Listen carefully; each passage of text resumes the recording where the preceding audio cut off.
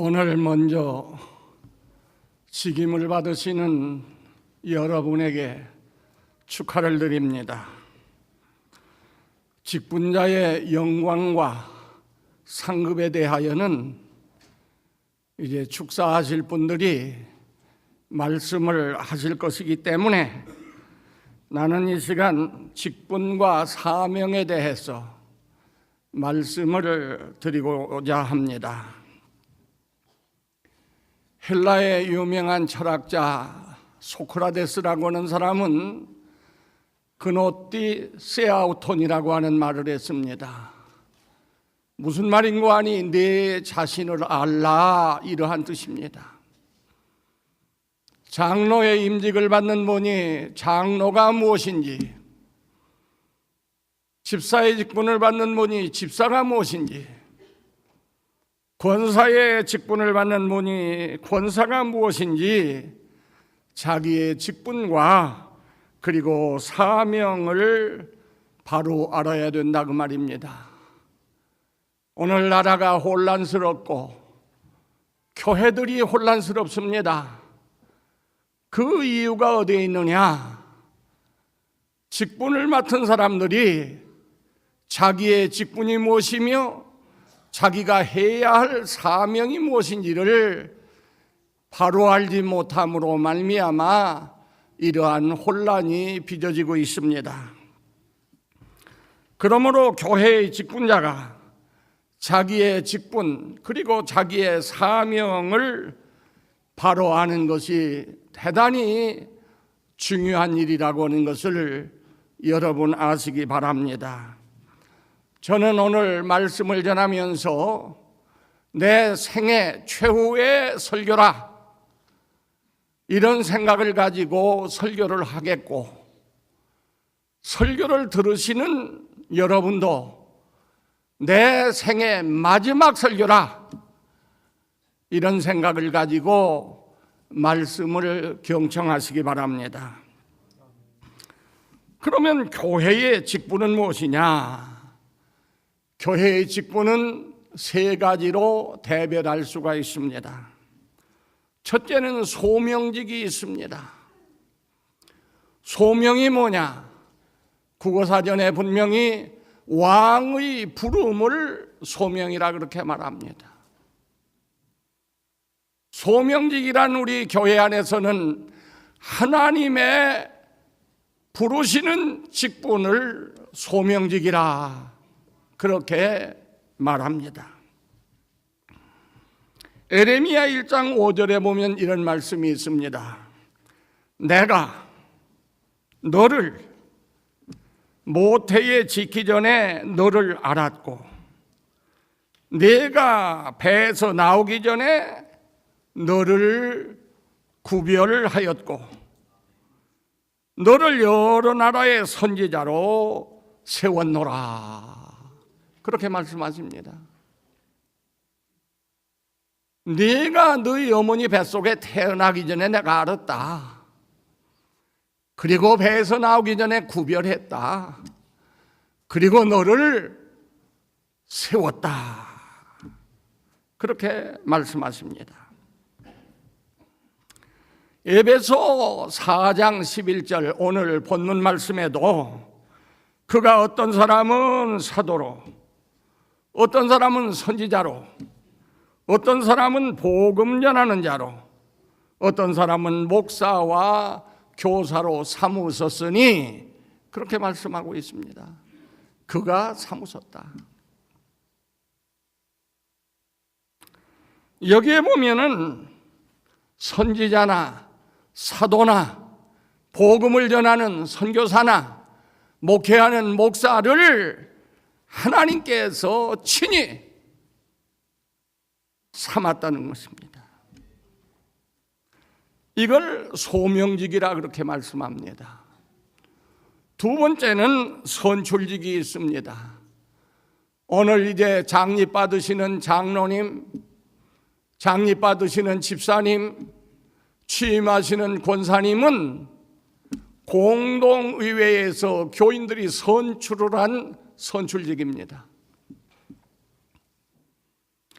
그 다음 세 번째는 임명직이 있습니다. 우리 장로교회는 서리집사나 찬양대원, 주일학교 교사, 구역장이나 권찰, 그리고 관리집사님이나 이런 분들을 당회가 임명을 합니다.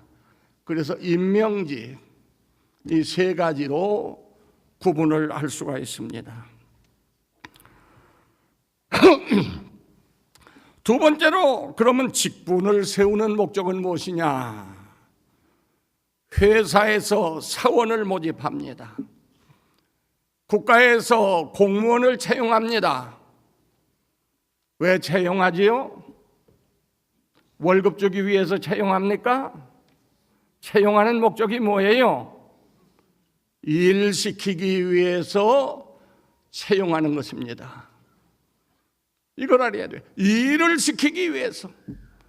왜 하나님께서 소명직인 목사를 세우고, 왜 선출직인 장로님, 집사님, 권사님을 세우느냐?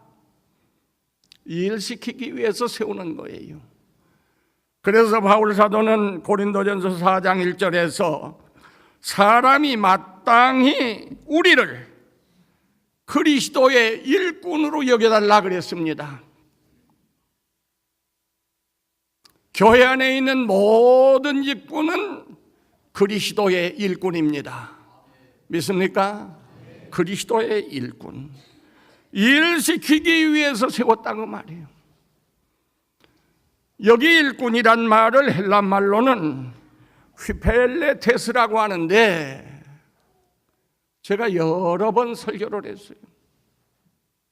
휘포라고는 전치사와, 이 휘포라고 하는 말은 밑에서 아래서란 말입니다.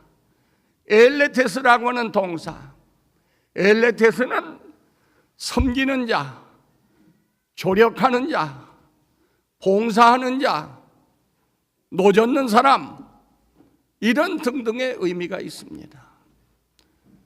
일꾼이라고 하는 것은 위로 올라서는 자가 아니고 밑에서 협력하는 자, 돕는 자, 조수의 역할을 하는 겁니다. 교회 안에 있는 모든 직분, 목사, 장로, 집사, 권사, 기타 모든 직분은 다 예수님 밑에서 모두가 협력하는 자, 돕는 자, 조수의 역할을 하는 겁니다. 믿습니까? 절대로 이 교회 안에서 얻는 직분이 몇 해 동안 교회 나왔으니까 집사 주자, 그래서 상급으로 주는 것 아니에요. 또 열심히 교회 위에 봉사했으니 우리가 이 사람 근본에 권사 세우자, 그래서 무슨 상급으로 대가로 주는 것 아닙니다. 더군다나 이 직분은 계급이 아닙니다. 계급이 아니에요. 어떤 사람들이 잘못 이해하고서 이 성직이 무슨 계급인 줄 알고 그 직분 받기 전에는 고분고분 잘 교회를 위해서 봉사하더니 목이 뻣뻣해지는 분들이 있어요. 그건 아주 잘못되고 전혀 자격이 없는 사람인 것입니다. 왜 직분을 세운다고요? 일꾼 삼기 위해서. 믿습니까? 그렇기 때문에 오늘 직분을 받으시는 분들은 나는 교회의 일꾼이다, 이 마음을 절대로 잃어서는 안 됩니다. 그러면 각 직분의 사명은 무엇이냐? 사명은 두 가지 사명이 있어요. 공통 사명, 다 함께 해야 할 사명이 있고, 또 하나는 각 직분 따라서 가지는 사명, 이렇게 해서 공통 사명과 직분에 따르는 고유한 사명이 있다는 것을 분명히 기억하시기 바랍니다. 우리나라에 보면은 군인이 있어요. 군인하지만 육군도 있고 해군도 있고 공군도 있습니다. 해병대도 있어요. 그러나 이들의 공통적인 사명은 무엇이냐? 국방입니다. 나라를 지키는 거예요. 믿습니까? 그러나 각 군을 나눠놓고 보면 육군의 활동 무대가 다르고 해군의 활동 무대가 달라. 공군의 활동 무대가 달라요. 육군은 땅 위에서 싸우는 것이고 나라를 위해서, 공통 목표인 국방에는 똑같지만 해군은 바다에서 싸우고 공군은 하늘에서 나라를 위해서 싸우게 되는 것입니다. 이와 같이 우리 직분자들이 공통적으로 지켜야 할 의무가 뭐냐? 오늘 본문 11절에 있는 말씀, 거기에 분명히 나와 있습니다. 세웠는데 여러 직분을, 이는 첫째가 성도를 온전케 하며, 목사의 직분도, 장로의 직분도, 집사의 직분도, 권사의 직분도, 모든 직분들이 해야 할 일은 뭐냐? 성도 한 사람 한 사람을 진짜 신자가 진짜 신자가 될 수 있도록 그를 기르는 거예요. 성도를 온전하게 만든다. 교인 한 사람 오면 장로님도, 집사님도, 권사님도, 구역장도, 목사님도 그 한 사람 온전한 교인 만들기 위해서, 예수님의 진짜 신자 만들기 위해서 협공을 해서 같이 일을 해야 됩니다. 성도를 온전케 하며, 두 번째는 봉사의 일을 하게 하며, 무엇 때문에 직분 만들었다고요? 봉사하도록 하게 하기 위해서, 마네킹처럼 세워놓기 위해서 그거 만든 거 아니에요. 봉사하게 하기 위해서. 마지막 세 번째는 왜 직분자를 세웠느냐? 오늘 본문 12절 하반절에 보면 그리스도의 몸을 세우려 함이라. 그리스도의 몸이란 교회를 가리킵니다. 교회는 건물이 아니에요. 우리 성도들의 공동체를 교회라고 합니다. 교회는 주님 오시는 날까지 세워져 갑니다. 진행형이에요. 그렇기 때문에 이 교회를 세우는 일을 위해서 목사도 세우고 장로도 세우고 권사집사도 세우고 모든 직분을 세웠다는 것을 여러분 자신이 분명히 아셔야 되겠습니다. 이 목적을 감당 못한다고 하면 그 사람은 자격 없는 사람이에요. 그 다음에 그러면 각 직분의 고유한 사명은 무엇이냐? 잘 들으세요. 첫째, 소명직입니다. 소명직. 다시 말해서 오늘 선지자와 사도가 오늘은 없습니다. 그렇기 때문에 지금의 이 소명직이라고 하는 것은 선교사로 나가서 일하시는 분, 복음 전하는 자, 그리고 목회하는 목사님을 말하는 것입니다. 이분들의 사역은 무엇이냐? 이분들의 사역은 따라 읽읍시다. 하나님을 대리하여 일하는 직분이다. 이거 분명히 알아야 돼요. 목사님들도 알고 장로님들도 알고 집사 권사님들 모두가 다 잘 알아야 됩니다. 에레미야 1장 7절에 뭐라고 말씀했어요? 여호와께서 내게 이르시되 너는 아이라 말하지 말고, 나 어려서 못해요 하고 아이라 말하지 말고, 내가 너를 누구에게 보내든지 너는 가며 내가 네게 무엇을 명령하든지 너는 말할지니라. 하나님이 가서야 되는데 선지자를 세웠어요. 그리고 오는 말씀이 너 어린애라고 하지 말고 정신 바짝 차리고 내가 너를 누구에게 보내든지 너는 가거라. 사회적인 지위가 있다고 해서 벌벌 떨고 뒤로 물러서지 말고 누구에게 보내든지 너는 가거라. 가서 내가 무슨 말을 내게 하든지 너는 그 말을 가서 전하라 말씀했습니다. 에스겔 3장 17절에 보면 너는 내 입의 말을 듣고 나를 대신하여 그들을 깨우치라. 나를 대신해서 그들을 너는 깨우치라. 네 맘대로 가서 얘기하지 말고 내 말을 듣고 너는 가서 그들을 깨우치라 그랬습니다. 에스겔 33장 7절에도 인자야 내가 너를 이스라엘 족속의 파수꾼으로 삼음이 이와 같으니라. 그런즉 너는 내 입의 말을 듣고 나를 대신하여 그들에게 경고할지어다. 하나님을 대리해 가지고서 경고도 해야 돼요. 잘못하면 경기도 해요. 고린도후서 5장 20절에 보면 그러므로 우리가 그리스도를 대신하여 사신이 되어 하나님이 우리를 통하여 너희를 권면하시는 것 같이 그리스도를 대신하여 간청하노니. 바울 사도는 그리스도의 대리자로서 너희에게 간청한다. 간청도 해야 돼요. 그렇기 때문에 주의 종이라고 하는 사람들은 자기의 사상이나 자기의 견해나 자기의 무슨 얘기를 하는 사람이 아닙니다. 하나님의 말씀을 전하고 하나님의 말씀을 가르치고 하나님의 말씀으로 구원하고 경고하고 깨우치는 것이 소명직을 받은 목사들의 사명인 것입니다.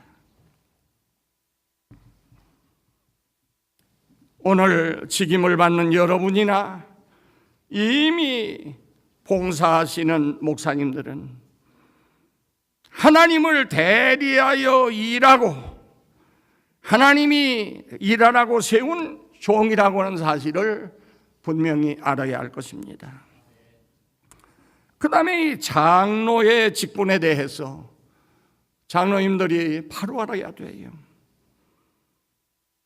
장로의 기원에 대해서 말씀드리겠습니다.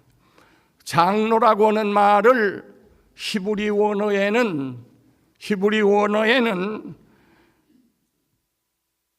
자켄이라고 합니다. 자켄. 근데 원래 이 자켄이란 말이 노인, 연장자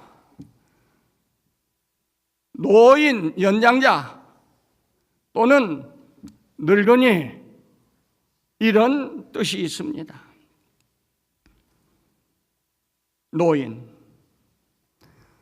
성경에 보면 노인을 공경하라 그랬어요. 왜 노인을 공경하라고 했습니까? 오랜 세월 세상을 살아오면서 경험도 했고 많은 것을 깨달아 왔기 때문에 지혜도 축적이 되어 있습니다. 그렇기 때문에 어느 사회에서든지 노인은 존경의 대상으로 되어 왔습니다. 또 어느 사회든지 장로가 있어요. 창세기 50장 7절에 보면 애굽에도 장로가 있었습니다. 애굽에도. 또 출애굽기 3장 16절에 보면 이스라엘에도 장로가 있었어요. 우리나라에도 장로가 있었고 다른 나라에도 원로원이라 해서 장로들이 있었습니다. 그런데 이 장로가 교회라고 하는 안에 한 제도 속에 장로로서 그 위치를 갖게 된 것은 언제부터냐? 그건 바로 모세 때부터입니다. 모세 때부터. 어떻게 해서 장로 제도가 생기게 됐느냐? 물론 그 전에도 장로가 있었어요. 아까 말한 대로 노인들이 다 장로예요, 그 사회에. 그런데 제도권에 장로님이 들어오게 된 것은, 장로라고 하는 제도가 생기게 된 것은 모세 때부터예요. 민수기 11장을 여러분들이 자세히 읽어보시면은 모세가 하나님의 백성들을 인도할 때에 얼마나 힘들고 어려움이 많았던지 하나님 앞에 투정을 부립니다. 심지어 뭐라고 말해요? 민수기 11장 11절로 15절. 주께서 내게 이같이 행하실진대 구하옵나니 내게 은혜를 베푸사 즉시 나를 죽여 내가 고난당함을 내가 보지 않게 하옵소서. 나 이거 감당 못하겠습니다. 내가 원해서 얻은 직분입니까? 나 즉시 죽여달라.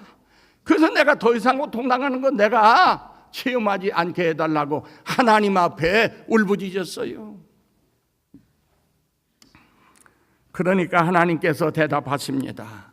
민수기 11장 16절 이하. 주께서 내게 거기 16절로 17절에 보면 여호와께서 모세에게 이르시되 이스라엘 노인 중에 네가 알기로 백성의 장로와 지도자가 될 만한 자 70명을 모아 내게 데리고 와 회막에 이르러 거기서 너와 함께 서게 하라. 내가 강림하여 거기서 너와 말하고 내게 임한 영을 그들에게도 임하게 하리니 그들이 너와 함께 백성의 짐을 담당하고 너 혼자 담당하지 아니하리라. 믿습니까? 너 지금 안타까워서 이렇게 부르짖는데 네가 봐가지고 노인 중에, 여기 노인이 별로 없는 것 같아. 장로대원분들 사실은 경험도 많이 쌓고 지혜도 축적된 분을 골라야 돼요. 노인 중에 70명을 선택해라. 장로와 지도자 될 사람 70명을 선택해라. 그리고 내일 회막에 너와 함께 와서 서 있어라. 그러면 내가 너희 중에 임해서 너하고 먼저 말하고 그 다음에 네가 받은 영을 내가 그들에게도 주어서 너 혼자 짐지지 않고 저들이 너와 함께 짐을 지도록 내가 해주마. 그래 장로가 조직 안에 생기게 된 겁니다. 믿습니까? 이미 장로님 되신 분들도 장로 되실 분들도 이걸 알아야 돼요. 뭐하는 사람이냐? 하나님의 부름받은 하나님의 종을 협력하고 짐을 같이 지는 거예요. 목사 혼자 울고불고 올 게 아니고 장로님이나 여러분들이 함께 힘을 합해서 그 짐을 같이 지는 거예요. 물론 우리 헌법에 보면 장로의 권한이 있습니다. 특별히 우리 장로교회 정치 제5장 2조에 보면 치리회에서는 목사와 같은 권한으로 각항 사무를 처리한다. 그렇게 되어 있어요. 치리회, 당회나 노회나 총회, 대회가 아직 보류 상태지만은 대회에서는 목사나 장로나 같이 일을 처리하도록 되어 있습니다. 그 장로님들의 해야 할 일은 무엇이냐? 유 목사님, 장로의 직무 5개 지금 당회시에 있습니까? 예, 있다고 합니다. 저는 어디를 가든지 장로의 직무 5개를 꼭 써서 당회실에 걸어놓습니다. 왜?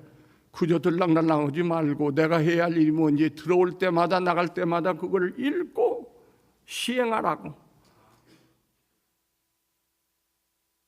있느냐고 물어보니까 안 띄고 그대로 있다고 그래요. 장로님은 첫째, 교회의 신령적인 관계를 총찰한다. 성도들의 신앙생활이 어떻게 돌아가는가 잘 살펴야 되고, 두 번째, 도리를 오해하거나 도덕상 부패를 방지한다.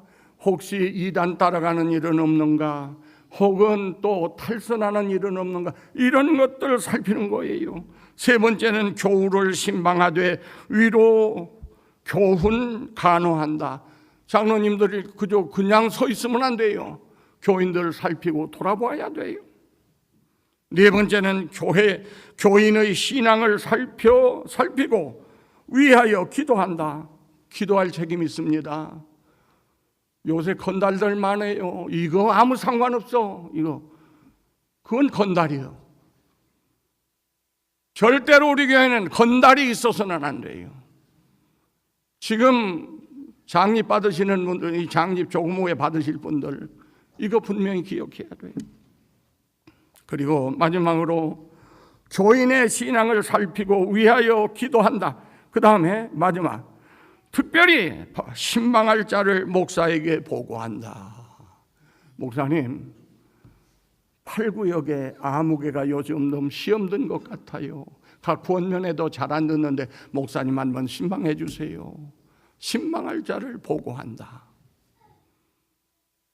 이거 다 왜 했습니까? 암기했어요?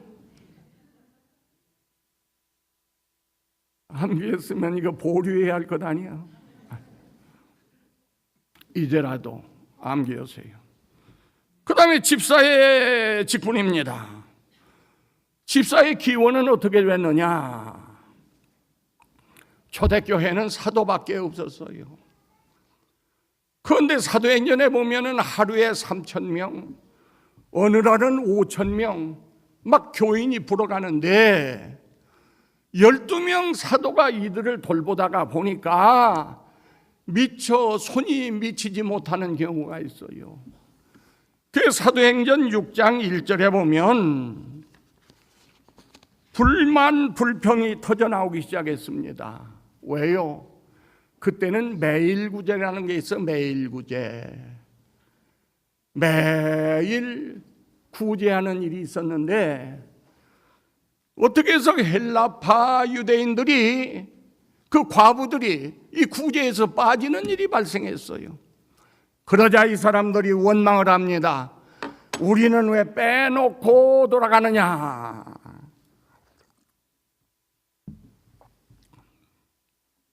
그러니까 사도들이 깜짝 놀라서 이거 안 되겠다.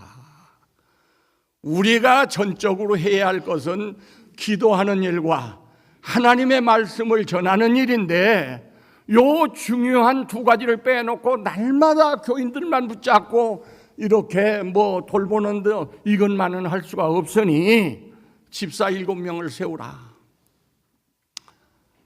지혜 있는 사람, 믿음 있는 사람, 칭찬 듣는 사람, 그래서 7명 집사를 세웠어요. 사도행전 6장에 있는 내용입니다. 그래서 이 집사제도가 시행이 된 것입니다. 집사님들이 집사의 근원이 어딘지를 모르면 안 돼. 집사,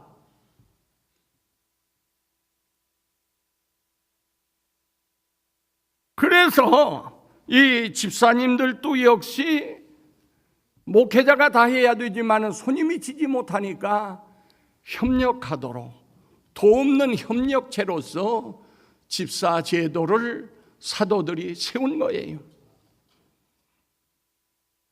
그러면 헌법적으로 볼 때 집사가 할 일은 무엇인가? 헌법에는 그렇게 기록이 되어 있습니다. 목사, 장로와 합력하여 빈핍 곤궁한 자를 권고하며, 권고는 돌아본단 말입니다.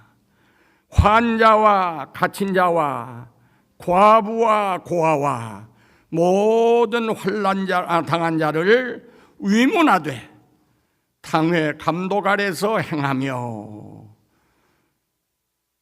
돌아보는 거예요. 교인들을 다 돌아보는 거예요. 마음대로가 아니라 당회 관할하에서 그리한다. 그리고 교회에 수금한 구제비와 일반 재정을 수납 지출한다. 이게 정치 제6장 3조에 있는 내용입니다. 재정 취급하는 거, 교인들을 돌아보는 거. 그래서 주의 사자의 협력자, 조력자가 되는 겁니다. 마지막으로 시간 빨리 간다고 아무래도 뒤에서 잡아 당길 수는 없고 고민하는 줄로 압니다. 그런데 이 중차대한 이 직분을 그냥 시간만 떼어서 당기면 안 돼요. 권사의 직무는 무엇인가? 권사의 기원입니다.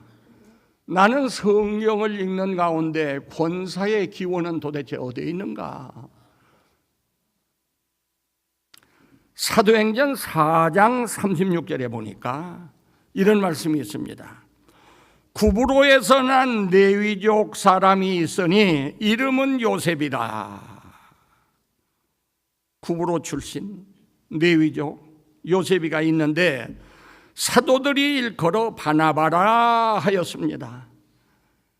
헬란말에 바나바란 말은 무슨 말인가 하니 번역하면 위로의 아들이라, 위로자라, 그런 뜻입니다. 위로하는 아들, 위로자라. 예, 권사의 역할이 바로 이거예요. 성도들 찾아다니면서 위로하고 권고하고 약한 자를 북돋아주고 힘을 얻게 하고, 이것이 권사가 할 일이라는 말이에요. 장로교회는 남자 권사가 없지만 감리교회에 오면 남자 권사가 있습니다. 바나바도 남자였어요. 권사. 마치 어머니가 큰아들 집도 들여다보고 작은 아들 집도 가가지고서 이것저것 살펴보면서 위로하고 권고하고 돌아보듯이 그 어머니의 역할을 해야 할 사람이 누군가 하니 권사들이라는 말이에요. 바나바 때문에 바울이라고는 위대한 인물이 탄생했어요. 바나바가 없었으면 바울이 없습니다. 바울이 회개하고 돌아섰지만 아무도 그와 상종을 나고지 않아. 그때 바나바가 사도들에게 바울을 소개를 했어요. 그게 받아들이도록. 또 사람들이 죽이려 하기 때문에 그가 도망을 가서 자기 고향에 가서 낙향에 있을 때 그를 데려다가 안디옥에서 같이 목회하고 그에게 기름을 부어서 세계 선교에 이바지할 수 있도록 길을 열어준 사람이 누구냐면 바나바라고 말이에요. 바나바가 없었으면 바울도 있을 수가 없어요.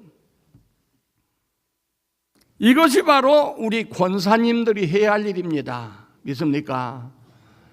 대전 시내 교파를 초월해서 잘 되는 교회들 행사 때 내가 가요. 기독교연합회 회장을 지냈다 해서 초청을 해서 가봐. 그런데 잘 되는 교회들 보면은 권사님들이 잘해요. 교인 하나라도 새 신자 오면 그 어쨌든 사람 만들어 보려고, 교인 만들어 보려고 사랑으로. 교인 하나 나오면은 그저 텃세나 하고 이거 별로 반가워하지 않고 이러면 교회가 클 수가 없는 거예요. 그 권사들 자격도 없는 사람 권사 시켜놓으니까 거짓을 하는 거예요. 여러분들은 바나바와 같은 권사 되시기를 바랍니다. 그래서 우리 주님 앞에 여러분들이 설 때 시들지 않는 생명의 면류관을 받아 쓰는 복된 직분자가 되시기를 주의 이름으로 축원합니다.